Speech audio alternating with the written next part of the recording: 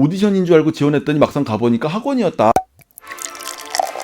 제가 수업할 때 늘 강조하는 말이 있어요. 우리가 캐스팅이 되지 않는 이유는 뿌리지 않기 때문이다. 저는 학생들한테 무조건 뿌리라고 그래요. 언제부터? 바로 지금부터. 그럼 학생들이 또 이렇게 물어봐요. 제가 연기를 시작한 지 얼마 안 돼갖고 준비가 안 된 것 같아요. 그래도 뿌리나요? 네, 그래도 뿌리세요. 아니 그러면은 연기를 잘 못하는 사람으로 낙인 찍힌다는데 그래도 뿌려요? 네, 뿌리세요 제발. 우리가 연기 공부를 시작했다면 그냥 당장부터 뿌려야 되는 4가지 이유를 지금부터 말씀드릴게요.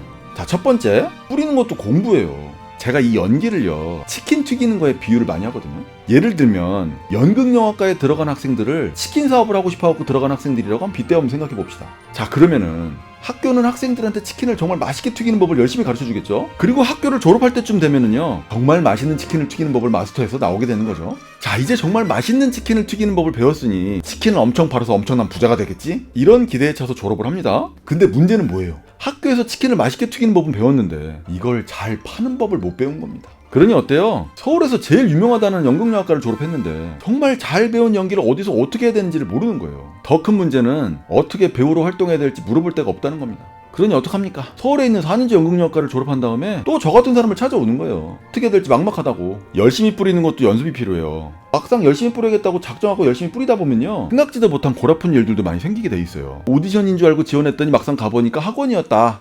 뭐 배우라면 한 번쯤 다 겪어보셨을 겁니다. 소속사인 줄 알고 지원했더니 결국 계약서 쓰고 돈 내라는 곳들 많은 거, 뭐 이런 일들도 한 번씩 겪어봤을 거고요. 열심히 뿌리다 보면요, 이렇게 예상하지 못한 일들도 생기고 경우에 따라서는요, 기분 나쁜 일들도 생겨요. 그러니까 어떻게 될까요? 누구보다도 빨리 이런 것들을 겪어내보고 어떤 식으로 어떻게 지원해야 되는지 경험을 통해서 노하우를 쌓아야 될 거예요. 결국 오랫동안 많이 뿌려본 사람들이 이런 것들을 터득하게 된다 이겁니다. 자, 두 번째, 완벽한 준비란 건 없어요. 연기를 배우고 계시다면 아마 누군가로부터 완벽하게 준비되어 있지 않으면 지원하지 말라는 얘기 한 번쯤 들어보셨을 겁니다. 그럼 혹시 언제쯤이면 완벽하게 준비될 거라는 얘기도 해주던가요? 아마 어쩌면 학원에서는 최소 1년은 해야 된다고 하겠죠. 1년은 수업료를 받아 먹어야 되니까. 연극영화과 4년을 다니고 졸업하면 연기가 완벽해질까요? 연기학원 한 5년 다니면 완벽해질까?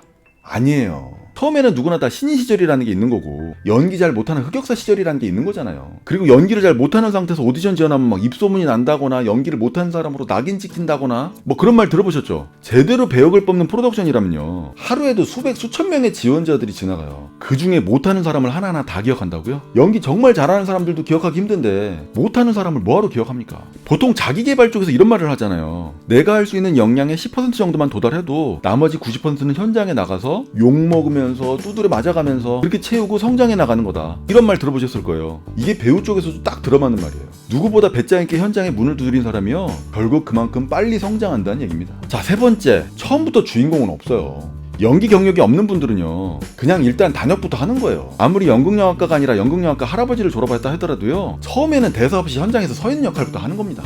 연기 한번 제대로 배워본 적 없어갖고 대사 한 줄 제대로 읽지도 못하는 사람이라 하더라도 계속 현장에 문을 두드린다면 결국 기회를 따내는 게 현장입니다. 실제로 그런 사람들 진짜 많아요. 반면에 연기를 아무리 잘해도요, 아주 작은 단편이 아닌 바에는 경력 하나 없는 배우한테 큰 역할을 주는 경우는 없어요. 일단 이미지가 잘 맞으면 그냥 서 있는 연기, 그냥 서서 웃는 연기, 막 놀라는 연기, 그냥 이런 것부터 하는 겁니다. 그렇게 하다가 보면은 대사 한마디, 대사 두마디 이렇게 조금씩 늘어나는 거예요. 자, 마지막 네 번째, 현장이요, 최고의 학원이에요. 저는 연기는 딱 3개월만 배워도 된다고 얘기를 해요. 물론 대학교 연극영화과를 목표로 하는 사람들 같은 경우는 춤도 잘 춰야 되고 노래도 잘해야 되니까 시간이 더 필요하겠죠. 하지만 매체적으로 나가는 걸 목표로 하는 사람들은요, 3개월 정도 기본기를 익히고 그대로 현장에 나가시라고 제가 얘기해요. 제가 하는 수업도 10주 과정으로 되어 있는 것도 다 이런 근거로 말씀드리는 거예요. 현장에 가서 긴장하고 덜덜 떨면서 하루만 서 있어도요, 그게 연기학원 한 달 다니는 것보다 훨씬 더 많이 배운다, 이렇게 얘기합니다. 물론 학원에서 대사 받아갖고 열심히 연기 연습하면 그것도 공부가 되긴 하죠. 근데 만약에 그 사람이 열심히 뿌려가지고 당장 다음 주에 오디션을 봐야 될 대사를 받았다면 마음가짐이 어떻게 달라질까요? 밤새서 연습 안 해요? 당장 다음 주에 오디션 봐야 되는데? 오디션은요, 실전이에요. 오디션 100번을 봐가지고 100번이 다 떨어져도요, 그거는 실전 경험으로 쌓이는 거예요. 마치 시험 전날에 벼락치기 하듯이 초집중할 수밖에 없는 실전이란 얘기예요. 그런 실전 작업을 꾸준히 한다면 어떨까요? 그냥 느슨하게 레슨만 받는 사람들보다는요, 훨씬 빨리 늘어요.